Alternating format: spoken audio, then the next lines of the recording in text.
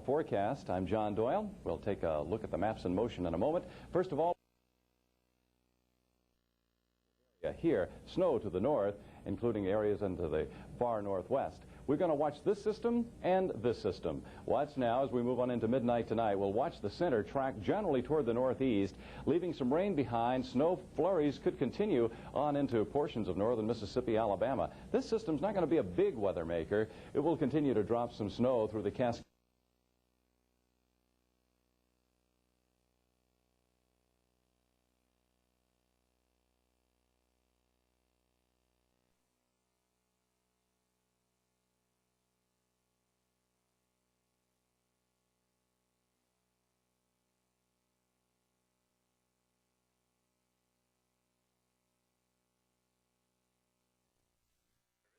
A winter storm warning for most of west and middle Tennessee tonight, and a traveler's advisory for the remainder of the state tonight and most of the state tomorrow. A slow-moving low-pressure area is located in middle Tennessee, and due to intensification, snow is still falling as far west as eastern Arkansas. Total snow accumulations over much of west and middle Tennessee are expected in the 4 to 6 inch category.